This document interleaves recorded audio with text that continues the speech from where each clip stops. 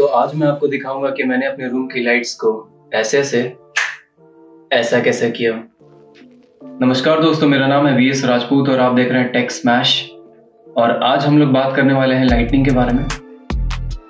आप किस तरह से अपने YouTube स्टूडियो की लाइट्स को सुधार सकते हैं ताकि आपको एक अच्छा प्रोफेशनल फुटेज मिले। अगर आपके पास किसी भी तरीके का प्रोफेशनल कैमरा DSLR वगैरह नहीं है तो आपको ये चीज़ें बिल्कुल भी दिमाग में नहीं रखनी है कि आप एक अच्छा वीडियो कैप्चर नहीं कर सकते हैं। ऐसा कुछ भी नहीं है। आप जो ये वीडियो फुटेज देख रहे हैं ये मैंने अपने फ़ोन से शूट किया। आपको अपने फ़ोन से शूट करने के लिए आपको लाइटनिंग का बहुत ज़्यादा ध्यान रखने की ज़रूरत है। आप किस तरह की लाइट्स यूज़ करें अपने कमरे में और किस तरह की लाइट्स हैं, कितनी इंटेंसिटी है उनकी, वो सारी चीज़ें डिस्कस करेंगे। डायरेक्ट लाइट क्या होता है, डिफ्यूज लाइट क्या होता है, उन सारी चीज़ों के बारे में डिस्कस करेंगे।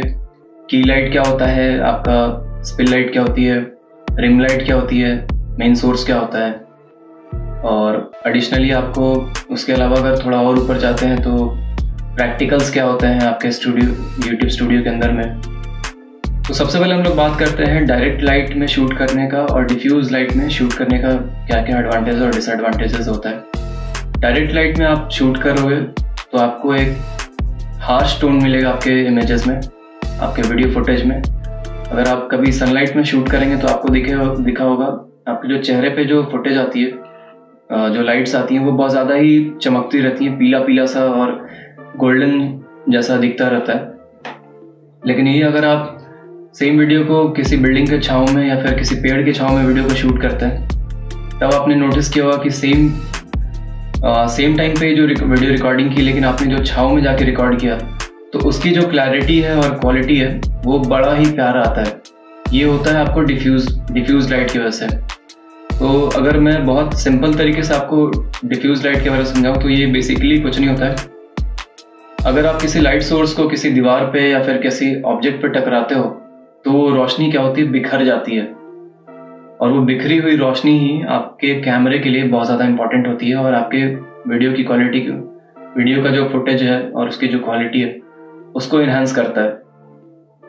मैं किस तरह से शूट करता हूँ आपको मैं वो दिखाता हूँ। अगर आप अपने YouTube स्टूडियो के अंदर ही वीडियो को शूट कर रहे हैं तो आपको कुछ चीज़ों का ध्यान रखना है। आपको कभी भी लाइट सोर्स के सामने कैमरा प्लेस करके शूट नहीं करना है। मैं आपको दिखाता हूँ मैं क्या बोल रहा हूँ। ओके, तो जैसा आप देख सकते हैं अभी मैंने अपने कैमरा का प्लेसमेंट अपने सॉफ्ट बॉक्स के ठीक सामने कर दिया है। तो आप देख सकते हैं ये जो ऊपर नीचे आपको कुछ लाइंस दिखाई दे रही होंगी ऊपर जाते हुए या नीचे जाते हुए, ये होता क्या है, इसको हम लोग बोलते हैं स्क्रीन फ्लिकरिंग। चलिए वापस अपने कैमरा को सेट कर लेते हैं। ओके गाइस, तो अभी आपने जो ये फुटेज देखा ये इसको हम लोग बोलते हैं स्क्रीन फ्लिकरिंग। ये होता है जब भी आप किसी भी AC सोर्स के सामने, जो आपका बिजली का जो सोर्स होता है आपके कमरे, आपके जो खंबे से आपके घर में जो बिजली आती है, इसको हम लोग बोलते हैं अल्टरनेटिंग करंट। और ये 50 to 60 हर्ट्ज पे क्लॉक्ड होता है। ये थोड़ी टेक्निकल चीज़ें, आपको ज़्यादा डिटेल में जाने की ज़रूरत नहीं है। आपको बस इतना ध्यान में रखना है कि आपको कभी भी इस तरह के बड़े सोर्सेज के सामने कभी भी आपके कैमरे को डायरेक्टली प्लेस नहीं करना है। आप किसी एंगल पे शूट कर सकते हैं, नहीं तो आपको इस तरह की स्क्रीन फ्लिकरिंग का इशू आएगा। आप जो भी अपने कमरे में लाइट्स को प्लेस करते हैं, अगर आप सपोज आप जैसे मैंने बताया आपको वीडियो के स्टार्टिंग में कि आपको अपने कमरे की लाइट्स को बढ़ाने की ज़रूरत है। अगर आप मोबाइल फ़ोन से शूट करते हैं आपको ये चीज़ भी ध्यान रखनी है कि वो लाइट्स कभी भी डायरेक्टली आपके कैमरे तक ना पहुँचे, नहीं तो आपको इस तरह की फ्लिकरिंग की इशू आएगी। तो आप क्या कर सकते हैं, दीवारों पर टकरा के आप उन लाइट्स का प्लेसमेंट ऐसा कर सकते हैं कि वो दीवारों पर टकराने के बाद बाकी रूम में स्पिल हो जाए। मैं आपको दिखाता हूँ मैं क्या बोल रहा हूँ। ओके, तो अभी आप देख सकते हैं मैंने अपने कमरे के छज्जे के ऊपर 2 पैनासोनिक के फ्लड लाइट्स लगा रखे हैं और 2 LED बल्ब्स हैं 40-40 वाट के। उनको मैंने दीवारों के तरफ ही फेस करके रख दिया और जो मेरी LED लाइट्स हैं उनकी लाइट्स को ब्लॉक करने के लिए मैंने वहाँ पे 2 फनल लगा दिए हैं। वो 20-20 रुपये का था, मैंने ऑफलाइन मार्केट से लिया था। आपको किसी भी इलेक्ट्रिकल शॉप पे मिल जाएगा, आप 2-4 दुकान पे अगर घूमोगे तो वो किसी भी तरीके की डायरेक्ट लाइट को मेरे तक आने नहीं देती हैं। वो सारी दीवारों पे पहले टकरा रही हैं, उसके बाद छत पे जा रही हैं और वहाँ से फिर नीचे अपने कमरे में पहुँच रही हैं। अगर मैं डायरेक्ट शूट करता हूँ कैमरा का प्लेसमेंट उधर करके, तो आप देख सकते हैं स्क्रीन फ्लिकरिंग का इशू आ रहा है। ये जो ऊपर नीचे हो रहा है, इसको स्क्रीन फ्लिकरिंग बोलते हैं। तो अगर आप अपने वीडियो फुटेज में स्क्रीन फ्लिकरिंग के इशू से बचना चाहते हैं तो आपको कोशिश करना है कि आपकी जो भी लाइट्स आ रही हैं वो दीवारों पे पहले टकराएं और उसके बाद आपके कैमरे तक पहुंचें, नहीं तो आपको इस तरह की इश्यूज फेस करनी पड़ेंगी। अब मैं आपको दिखाता हूँ अपने बाकी लाइट्स के बारे में। सॉफ्ट बॉक्स के बारे में सबसे पहले बात करते हैं। ये जो डिफ्यूज लाइट आ रहा है अभी आपके मेरे चेहरे पे, आपको दिख रहा होगा एक तरफ से जो चेहरा है ये अच्छे से इवनली एक्सपोज्ड है और अच्छे से चेहरा चमक रहा होगा। दूसरी साइड में हल्का सा डार्क इफेक्ट आपको दिखाई दे रहा होगा और हल्का सा कॉन्ट्रास्टी इमेज आ रहा होगा। अभी मैं इसके अगर फिल्म को हटा दूं और उसके बाद आपको फुटेज दिखाता हूँ, आपको डिफरेंसेस समझ में आएगा कि क्वालिटी में क्या क्या वेरिएशंस आती हैं अगर आप डिफ्यूज लाइट यूज़ नहीं करते हो अपने चेहरे पे तो। ओके गाइस, तो अभी मैंने अपने सॉफ्ट बॉक्स की डिफ्यूजन को उतार दिया है। आप देख सकते हैं अभी मेरे चेहरे पे एक हार्श टोन आपको दिखाई दे रहा होगा, एक पीला पीला सा चेहरे पे और काफ़ी शार्प सा दिख रहा होगा, चमकता हुआ चेहरा। तो ये जो होता है फुटेज, ये कभी भी आपको प्रोफेशनल टच नहीं देता है, आपको इन चीज़ों को अवॉइड करनी है। मैं आपको एक बार फिल्म को वापस से हल्का सा उठा के दिखाता हूँ। अभी ये डायरेक्ट आ रहा है मेरे चेहरे पे।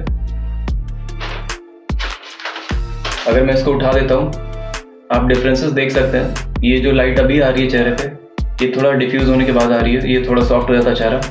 वापस से उतार देता हूँ तो आप देख सकते हैं डिफरेंसेस क्या क्या हैं इसमें। ओके, मैं वापस से इसको फिल्म को चढ़ा देता हूँ सॉफ्ट बॉक्स पे और वीडियो कंटिन्यू करते हैं फिर। ओके, तो मैंने अभी फिल्म को वापस से चढ़ा दिया है और आप डिफरेंसेस वापस से देख सकते हैं कि फिल्म को डिफ्यूजन मटेरियल को उतारने के बाद क्या डिफरेंसेस आ रहे थे और वापस से उसको चढ़ाने के बाद क्या डिफरेंसेस आ रहे हैं। अब मैं आपको बाकी की लाइट्स दिखाता हूँ अपने कमरे की। तो ट्राइपॉड को उठा लेते हैं हम लोग और दूसरे एंगल पे चलता है।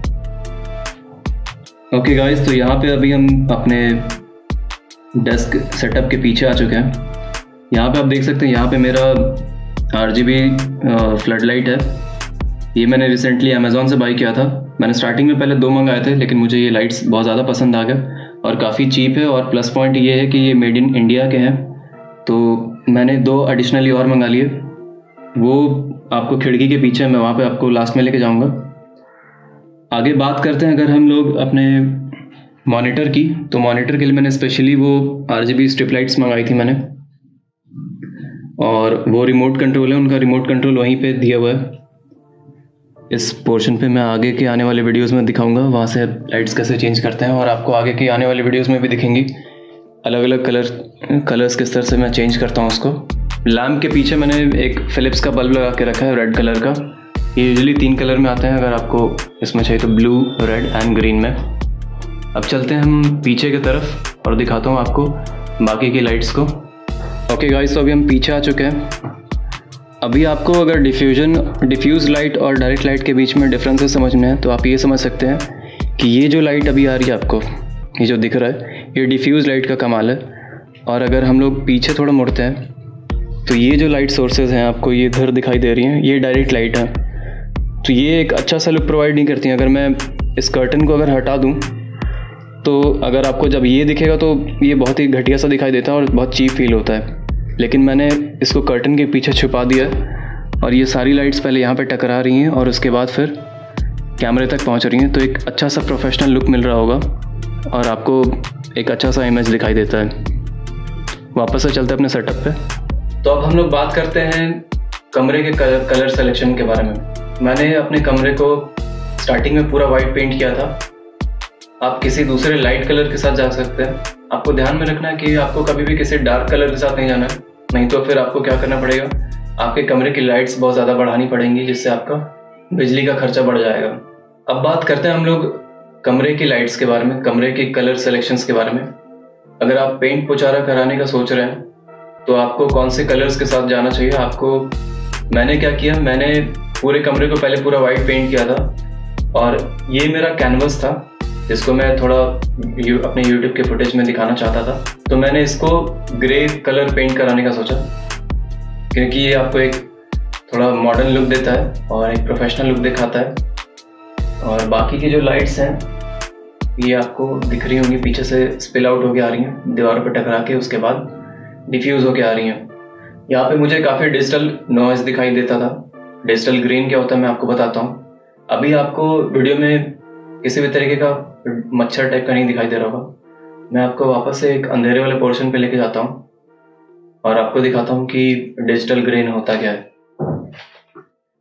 ओके गाइस, तो अभी हम लोग आ चुके हैं अपने दीवार के दूसरे कॉर्नर पे जहाँ पे लाइट्स बहुत कम पड़ रही हैं और आप देख सकते हैं इस पोर्शन पे ये जो मच्छर जैसे दिखाई दे रहा है, इसी को हम लोग बोलते हैं डिजिटल ग्रीन।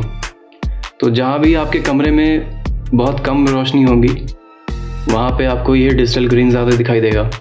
तो अगर आपको इनसे बचना है और आपको फुटेज को सुधारना है तो आपको उन जगहों पे लाइट्स ऐड करने की ज़रूरत है। अब बात करते हैं कर्टन्स की। तो कर्टन्स का इस्तेमाल आप एकॉस्टिक को सुधारने के लिए भी कर सकते हैं और साथ साथ एक प्रोफेशनल टच देने के लिए भी यूज़ कर सकते हैं।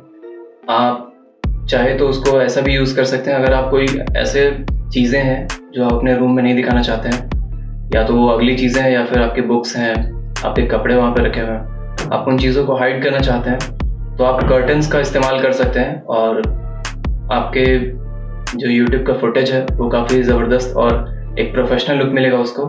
मैंने अपने कमरे में करीबन 9 कर्टन्स यूज़ किए हैं। मेरे कमरे में 4 और थे, मैंने 5 एडिशनली और ऑफलाइन मार्केट से लिया। आप चाहे तो ऑनलाइन भी ट्राई कर सकते हैं। ऑनलाइन के साथ है थोड़ा कि चीज़ें सस्ती मिल जाएंगी थोड़ा आपको, 50 रुपये 100 रुपये अगर आप 5 का पैक लेते हैं या 4 का पैक लेते हैं तो। लेकिन मुझे टाइम उसमें ज़्यादा लग रहा था, 1 हफ्ते का करीबन वेटिंग था और मैं वेट नहीं करना चाहता था, तो इसीलिए मैंने ऑफलाइन मार्केट से ही जाके देख लिया। आप चाहो तो दोनों जगह प्राइसेस पता कर सकते हैं। और अगर आपको इस YouTube स्टूडियो की सेटअप में कुछ भी ऐसा अच्छा लगा जो आप अपने कमरे में ऐड करना चाहते हैं, अपने YouTube स्टूडियो में ऐड ऑन करना चाहते हैं, तो मैंने उन सब का बेस्ट बाय लिंक अमेज़ॉन का डिस्क्रिप्शन बॉक्स में डाल दिया है। कोशिश कीजिएगा कि मेरे लिंक के थ्रू खरीदने का, उससे इस चैनल को भी थोड़ा सपोर्ट मिलेगा। चैनल को सब्सक्राइब करके घंटा बजाना ना भूलिएगा और अपने दोस्तों तक इस वीडियो को ज़रूर पहुंचाइएगा जो YouTube में अपना करियर शुरू कर चुके हैं या जो शुरू करने का सोच रहे हैं। और इस वीडियो को यहीं पे ख़त्म करते हैं। अपना ख्याल रखिएगा। Stay safe and best of luck. Bye bye.